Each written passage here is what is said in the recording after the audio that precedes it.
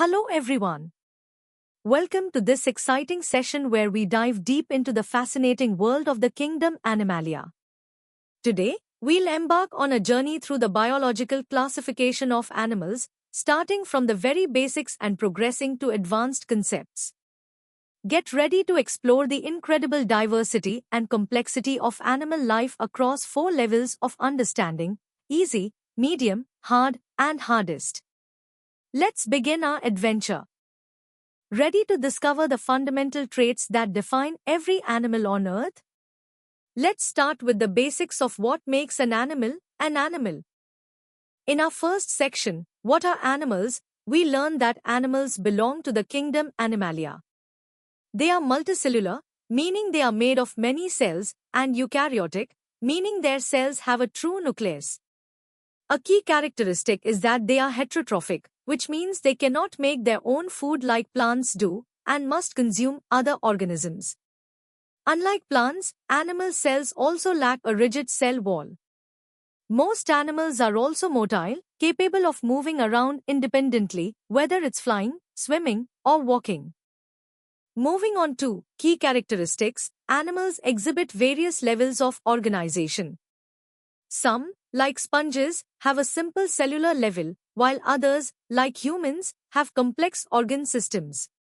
Reproduction is primarily sexual, involving the fusion of male and female gametes. This process often includes distinct embryonic developmental stages, where a single fertilized egg grows into a complex organism. Lastly, for examples, think of the vast array of life around us, from tiny insects and worms to large mammals like dogs and humans, or aquatic creatures like fish and jellyfish. All these are part of the amazing animal kingdom. Now, let's test your understanding with a few practice questions. Take a moment to read each question and consider your answer. Question 1. Which of the following is not a characteristic feature of kingdom Animalia? Question 2. How do most animals obtain their food? And question 3. Give 2 examples of animals you commonly see around you. Good luck! Alright, let's move up a notch. In the medium level, we'll explore some fundamental criteria used to classify animals, going beyond just their basic characteristics. Our first medium concept is levels of organization. Animals show a clear progression in how their cells are organized. At the cellular level, like in sponges, cells are loose aggregates. Then, at the tissue level, cells performing similar functions group together, as seen in jellyfish. Further complexity leads to the organ level, where tissues form distinct organs, found in flatworms. Finally, the most complex is the organ system level, where organs cooperate for major physiological functions, characteristic of earthworms, insects, and all vertebrates. Next, we have body symmetry, which describes how an animal's body parts are arranged. Asymmetrical animals, like most sponges, have no definite pattern. Radial symmetry means body parts are arranged around a central axis, so any plane through the center divides the body into identical halves, like in starfishes. Bilateral symmetry, found in most complex animals including humans, means the body can only be divided into identical left and right halves by a single plane. This often leads to a distinct head and tail. Then, we look at germ layers, which are embryonic cell layers that give rise to all body tissues. Diploblastic animals, like jellyfish, have 2 layers, an outer ectoderm and an inner endoderm. Triploblastic animals, from flatworms to humans, have 3 layers, ectoderm, endoderm, and a middle mesoderm. Finally, the colon, or body cavity, is the space between the body wall and the gut. Aqualomates have no cavity, pseudocoelomates have a cavity not fully lined by mesoderm, and coelomates possess a true colon, fully lined by mesoderm, providing space for organ development and movement. Time to practice with some medium-level questions. Question 1. Animals with a cellular level of organization are typically found in which phylum? Question 2. Differentiate between diploblastic and triploblastic animals with examples. Question 3. Which type of symmetry allows an animal to respond to stimuli from any direction? Question 4. What is a pseudocoelom, and in which phylum is it typically observed? And question 5. Humans exhibit which type of body symmetry and level of organization? Think critically. Now, let's challenge ourselves even further with the hard level. We'll delve into the evolutionary significance of these classification criteria and introduce more complex distinguishing features. At the evolutionary significance of body plans, the progression from simple to complex organization reflects major evolutionary leaps. Bilateral symmetry, for instance, was a game changer, enabling directed movement and cephalization, the development of a distinct head with sensory organs. This was crucial for active predation and navigating environments. The evolution of a true column provided space for organ systems to develop, acted as a hydrostatic skeleton, and offered cushioning for internal organs, greatly enhancing animal body plans. Our detailed classification criteria expands on what we've learned. The notochord, a flexible rod, is a defining feature of chordates. Segmentation, or metamerism, where the body is divided into repeating units, allows for specialized movement and modular development, seen in earthworms and insects. We also classify based on the digestive system, incomplete with one opening or complete with two. And the circulatory system, open, where blood flows freely in cavities, or closed, where blood is contained within vessels, offering more efficient transport. Further, protostomes versus deuterostomes represents a fundamental divergence in embryonic development. In protostomes, the first embryonic opening becomes the mouth, while in deuterostomes, it becomes the anus, with the mouth forming later. This distinction is linked to different cleavage patterns and developmental fates. Finally, connecting features to phyla shows how these criteria help us understand the relationships between major groups. For example, annelids are segmented coelomates with a closed circulatory system, while arthropods, though also segmented, have an open circulatory system and jointed appendages. Chordates are defined by their notochord, dorsal hollow nerve cord, and other specific features. It's time for some hard-level practice questions. Question 1. Explain the evolutionary advantage of bilateral symmetry over radial symmetry. Question 2. What is metamerism? Name two phyla that exhibit this characteristic. Question 3. Differentiate between an open and a closed circulatory system, providing an example for each. Question 4. An animal has a complete digestive system and a true column. It also exhibits radial and indeterminate cleavage during embryonic development.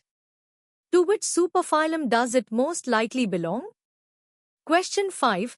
The presence of a notochord is a defining feature of which major animal group? Question 6. What is cephalization, and why is it often associated with bilateral symmetry? And question 7. A flatworm has an incomplete digestive system. What does this imply about its digestive tract structure? Challenge your analytical skills.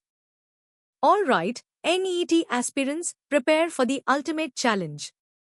The hardest level will push your understanding to competitive depths, exploring the cutting edge of animal classification and the engineering brilliance of animal life.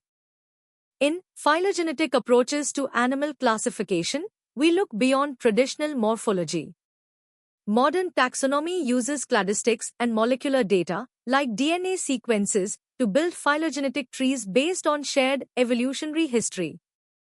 This has sometimes revealed surprising relationships, grouping organisms like arthropods and nematodes into ecdysozoa due to molting, and annelids, mollusks, and flatworms into Lophotrochoco based on larval forms. This molecular revolution is continually refining our understanding of the animal tree of life. Delving into developmental biology and deep homologies, the protostome-deuterostome split is a major evolutionary divide. Further, the study of Hox genes, which control body plan development, reveals deep homologies across diverse animals. Subtle changes in these genes can lead to vast differences in body forms, illustrating how genetic mechanisms underpin evolution. Animals are also masters of adaptive radiation and niche specialization. This is how a single ancestral species rapidly diversifies to fill many ecological roles, driven by key innovations like flight or specialized feeding structures, leading to the incredible diversity we see today across all habitats. Next, challenges and future of animal classification highlights ongoing difficulties. Cryptic species, which look identical but are genetically distinct, require molecular tools for accurate identification. Convergent evolution, where unrelated species evolve similar traits, can mislead traditional classifications. The future of classification will integrate vast amounts of genomic data, advanced imaging, and ecological information to build more accurate phylogenetic trees. Lastly, engineering principles in animal systems is fascinating. Think of hydrostatic skeletons in worms, which use fluid pressure for movement, or the highly efficient closed circulatory systems in vertebrates, optimizing oxygen and nutrient delivery. Animal sensory systems, like bat echolocation or insect compound eyes, are sophisticated biological sensors that inspire human engineering solutions, demonstrating nature's ingenious designs. Finally, the evolutionary journey reminds us of the key milestones in animal evolution: the emergence of multicellularity, symmetry, germ layers, and a column. The Cambrian explosion, around 540 million years ago, was a period of rapid diversification, establishing most major animal phyla. Understanding these foundational steps and subsequent adaptive radiations is crucial to appreciating the intricate web of animal life. This journey from simple single-celled ancestors to complex, diverse animals is a testament to the power of natural selection and genetic innovation, constantly shaping the living world around us. Now for the first set of hardest level questions. Question 1. How have molecular phylogenetic techniques contributed to re-evaluating traditional animal classification based on morphological features? Question 2. Explain the concept of deep homology with respect to Hox genes and their significance in animal development and evolution. Question 3. Discuss how adaptive radiation and niche specialization contribute to the vast diversity observed within kingdom Animalia. Question 4. What are cryptic species, and why do they pose a challenge to traditional morphological classification? Question 5. Compare and contrast the engineering efficiency of an open circulatory system with a closed circulatory system, considering factors like pressure, speed, and oxygen delivery. Here are the remaining hardest level questions. Question 6. Describe the evolutionary significance of the development of a true column in animals. Question 7. Provide an example of convergent evolution in Animalia and explain how it can complicate phylogenetic analysis. Question 8. How does the fate of the blastopod distinguish protostomes from deuterostomes, and what other developmental characteristics are typically associated with each group? Question 9. What is the Cambrian explosion, and why is it considered a pivotal event in animal evolution? And question 10. Propose a hypothetical scenario where horizontal gene transfer could significantly alter the phylogenetic placement of an animal species. These questions require deep thought and comprehensive knowledge. And that brings us to the end of our comprehensive journey through the kingdom Animalia. We've covered everything from basic characteristics to complex evolutionary and developmental insights. We hope this session has enriched your understanding and prepared you for your NEET examination. For more such engaging and in-depth educational content, visit synapse.omaps.in. Don't forget to like this video, share it with your friends, and subscribe to our channel for regular updates and more exciting biology lessons. Keep learning, keep exploring, and keep aiming for success. Thank you for joining us today.